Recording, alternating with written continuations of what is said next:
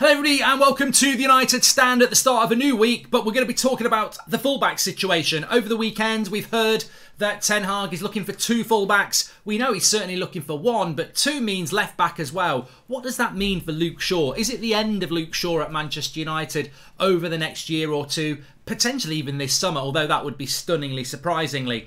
Luke Shaw is definitely a divider in the fan base. I've always been a big fan of his. What I want to do this morning is just look at the comparison between Luke Shaw last season that's just gone and the season before that, where he was being called Roberto Carlos. He's got 1 year left on his deal with the option of a further year. There was talk of a contract extension, but we then had Luke Shaw on international duty in March talking about how he prefers to be on duty with England. There's rumours and mumblings that Luke Shaw's not that happy at Manchester United. Could a parting of the ways become inevitable if he doesn't take to Ten Hag and Ten Hag doesn't take to him? And what would you, the fan, think? Do you think it's time to be moving Luke Shaw on? I think he's 27 this summer. That's not old. Like, you look at Fred, you look at Varane, you look at Maguire, 29. 27, we've still got good years left in Luke Shaw. Telles, I don't think he's up to it. Wan-Bissaka, clearly not up to it. Delot, big season ahead. Luke Shaw is clearly our best fullback. Would you be looking to replace him? Would you be looking to bring in an understudy? Do you think he will fit in a Ten Hag system? And I know plenty of you will be saying, move him on, we'd get good money for him if he wants to go. The interesting thing with Luke Shaw is I think if he returned to pre-season and said, look, you know what, I've had a few good years here, I do think I want to move. United could easily make a bit of money on Luke Shaw. Definitely, we'd make our money back for what we spent. It was a lot of money when he was a teenager, but I don't want that to happen.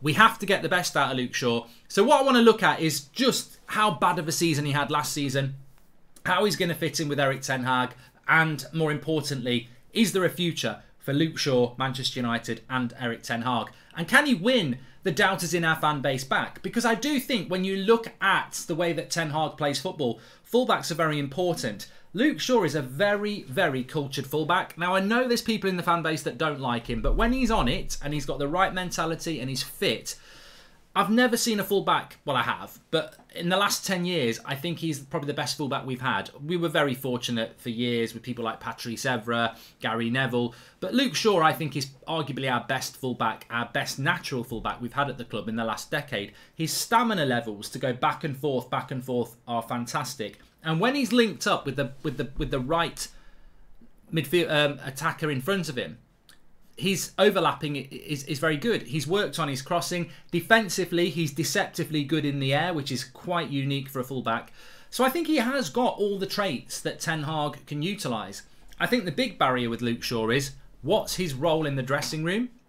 How happy is he at the club?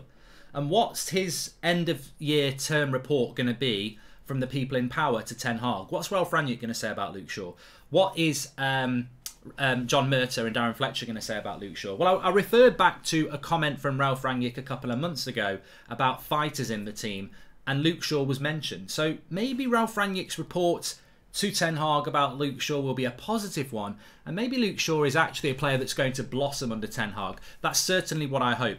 But there is no escaping the fact that last season was a bad season. And I want to just go through a few stats here and just show you the strengths of Luke Shaw, but also the weaknesses last season and where it went wrong. I think the biggest weakness has been the deterioration in Marcus Rashford. They actually had quite a good thing going the season before last. Last year, Rashford was dreadful. Sancho didn't settle into too late. Obviously, Luke Shaw picked up a few injuries, but he's never had that consistent partner to work with. And I think it's always been an excuse down the right-hand side.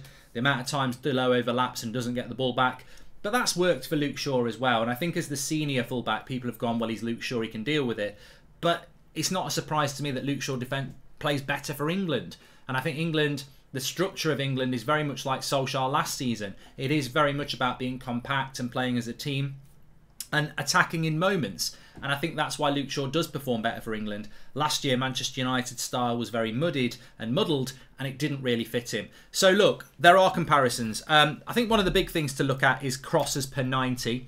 Last season, he was putting in 3 crosses per 90 with a success rate of 31.6. The season before, when he did well, leading to the Euros, was 3.3 crosses per 90 with a success rate of 37%. So look, there is an increase there. Some people might say it's not a massive increase, but it's an increase in his accuracy and there's an increase in his ability to put crosses into the box. Also, if you compare that to somebody like Andy Robertson at Liverpool, he put in 4.1 crosses per game. So look, even on a good season, Luke Shaw can do better. Last season, he's down at 3. Andy Robertson's at 4.1 crosses per 90. In offensive duels, this is the one that really amazed me. So offensive duels are when you've got the ball and somebody tries to take the ball off you. Do you keep the ball by holding them off and playing a pass, or holding them off and getting away from the tackle, or do you lose the ball? So last season, Luke Shaw was averaging 3.8 offensive duels per 90 with a success rate of 44%. The season before, he was averaging 5.2 with an average of 50%. So it just shows you that this is a massive drop-off from Luke Shaw from the season where he was good to last season in his ability to keep hold of the ball, basically. There's a massive drop-off there from 5.2 to 3.8. And on defensive duels, there's a drop-off as well. Defensive duels are your ability to go and win the ball back off somebody. He's averaging 6 per 90 last season. The season before, it was 6.7. So there's a big difference again in his defensive output and ability to win tackles. Aerial ability, look, Luke Shaw last season actually was quite good in the air. 2.3 per 90 with a 51% success rate. Andy Robertson averages 1.4. Aerial duels per 90. So Luke Shaw, as I said, as an aerial player is really important.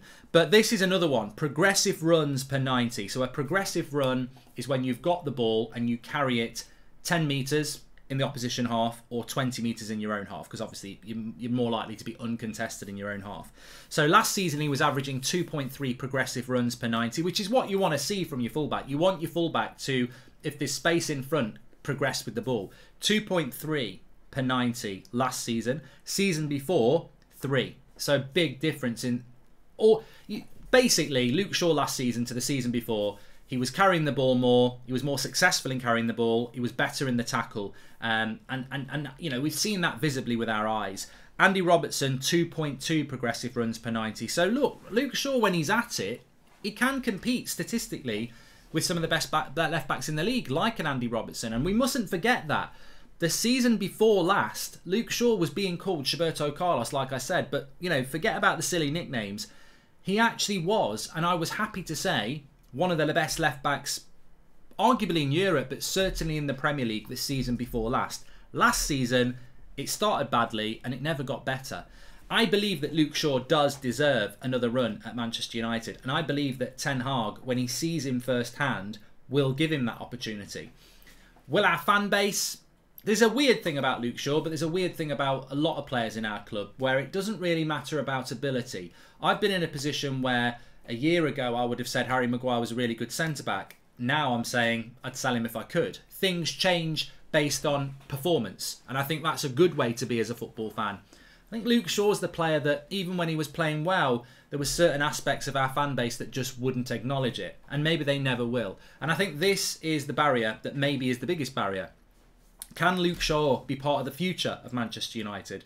Many of us are very open to Ronaldo and De Gea, even Bruno. Although he's been bad, I think maybe it's changing a little bit, but I think people do see him as part of the future. Jadon Sancho, Varane. But Luke Shaw, for me, he should be in the same category as a Varane. Varane didn't have a very good season.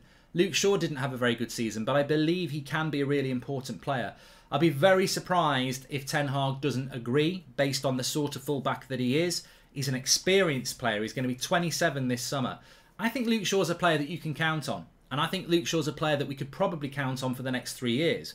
But we've got to secure his mentality. And when I mean that, we've got to make sure that Luke Shaw's happy at the club. Is he disillusioned? Is he fed up? Has he been here a long time and thinks, you know what, I'm not up for this? Where did he sit in the dressing room? Was he part of the English culture that apparently existed and was opposed to the Ronaldos and everybody else in the dressing room? Did he just take a step back and say, I don't really want to be part of this, I just want to play football and be good? We don't know where Luke Shaw fits in this. His name's not really been mentioned. Ranić's been very positive about him, so that suggests that he is a positive player. We've certainly heard Luke Shaw come out about the Super League and speak, like a leader. What is Luke Shaw? And I think this next 12 months at Manchester United, we're going to find out what Luke Shaw's all about. Is he a big player in our future, or is he going to be checking out? I personally think he can be a big player. I personally think he can be part of the plan, and I think we need a fullback who can maybe contest with him, but he would be my choice. Is it the end of Luke Shaw? What are your thoughts? I'm hoping not. I think there's enough there in his game to be an important player for us. But yeah, there's work to be done. Thanks everyone watching. Make sure you smash a like on the video if you like this sort of content, and subscribe, and I'll speak to you very soon.